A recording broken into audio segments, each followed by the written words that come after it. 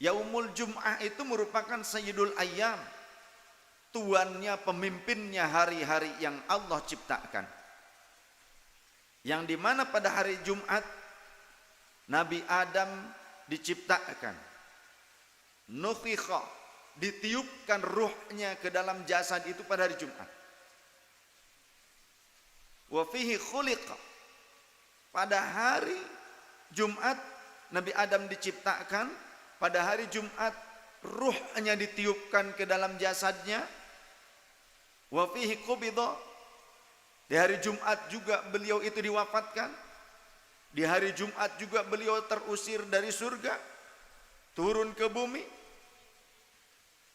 Dan nanti di hari Jumat juga akan ditiup sangkakala, sehingga terjadi awal kiamat, dan kehancuran kiamat kubro pun terjadi pada hari Jumat. Sekarang hari apa? Kamis malam, siap-siap.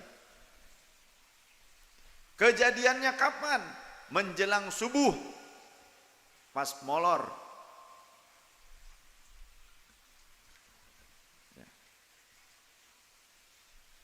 Maka kata baginda Rasul sallallahu alaihi wasallam, akthirus salata alayya fil lailatil gharra'i wal yaumil azhari fa inna salatakum tu'radu alayya.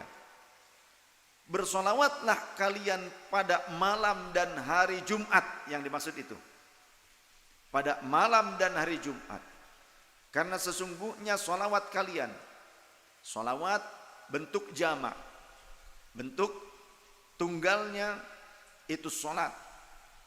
Jadi kalau ada orang yang mengucapkan as-salatu ala nabi wassalamu ala rasul, jangan dikatakan syirik seperti kelakuan Wahabi yang pernah mensyirik-syirikan jamaah kita di CKM karena solawatan bagai solawat itu, as-salatu ala nabi wassalamu ala rasul, didatangi dasar gemblungnya, biasa sok tahu gitu, bergurunya kepada guru yang gendeng. Masa sholat kepada Nabi, sholat itu kepada Allah. Nah ini gak ngerti dengan bahasa Arab, ilmu gramatika Arab. Jadi as-sholah itu bentuk tunggal, sedangkan as-sholawat itu bentuk jamak. Tapi memang di dalam bahasa Arab, dalam ilmu gramatika Arab, ada kalanya bentuk jamak ditujukan sebagai untuk kata tunggal, seperti malaikat. Malaikat Jibril padahal satu, tapi pakai malaikat, boleh ya. Jadi ada kalanya juga mengatakan sholawat, ternyata membacanya satu bentuk sholawat, satu bentuk sholat. Jadi sholat kepada Nabi itu bukan seperti kita kepada Allah ada ruku dan sujudnya, akan tetapi permintaan limpahan rahmat kemuliaan untuk baginda Nabi sallallahu alaihi wasallam. Sedangkan sholatnya malaikat untuk kita yang bersolawat kepada Rasul, ya kan? Innallaha wa malaikatahu yusalluna 'alan nabi ya ayyuhalladzina amanu shallu 'alaihi wasallimu taslima man shalla 'alayya sallallahu 'alaihi biha asyran.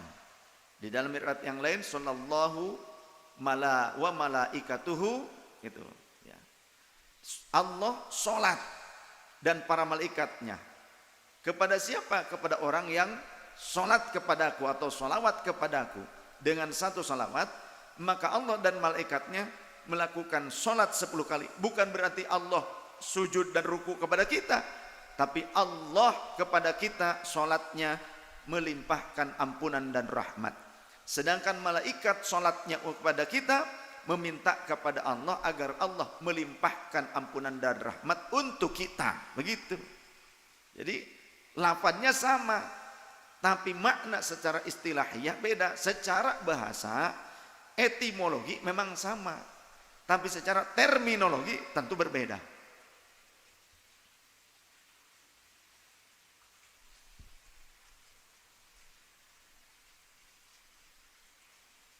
Wa kafa bil abdi syarafan wa rif'atan ayyadhkura ismahu bil khairi baina yadayhi sallallahu alaihi wasallam. Cukuplah bagi seorang hamba, bagi kita seorang mukmin, akan menjadi mulia dan diangkat derajatnya ketika disebut namanya dengan sebutan yang terbaik di hadapan baginda Nabi Shallallahu Alaihi Wasallam. Kenapa? Karena ada dua kemuliaan yang luar biasa. Yang pertama adalah malam dan hari Jumat itu sendiri merupakan Sayyidul Ayyam, dan juga Sayyiduna Muhammad Shallallahu Alaihi Wasallam sebagai Sayyidul Anam. Maka bersolawat pada malam Jumat dan hari Jumat ini keutamaan yang sangat agung ketika kita bersolawat kepada Sayyidul Anam, pemimpin seluruh alam semesta, pemimpin seluruh makhluknya Allah, seluruh manusia dan juga makhluk-makhluk Allah yang lainnya.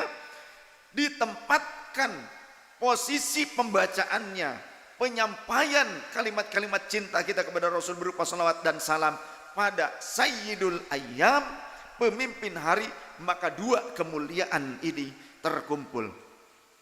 Saat terkumpul kita menyampaikan salawat, maka kata baginda Rasul, tu'raduna alayya, tu'radu alayya, maka fa inna salatakum tu'radu alayya, karena sesungguhnya salat kalian, salawat kalian, permintaan rahmat kalian untukku, maka akan disampaikan oleh Allah kepadaku, akan diperlihatkan kepadaku. Saat itu Rasulullah tahu nama kita, tahu nama orang tua kita, dan kita disebut oleh para malaikat yang menyetorkan salawat kita dengan sebutan terbaik, dengan sebutan yang mulia, sebutan yang tinggi, syarafan wa rif'atan. Mulia, dimuliakan. Masa kita tidak merasa bangga?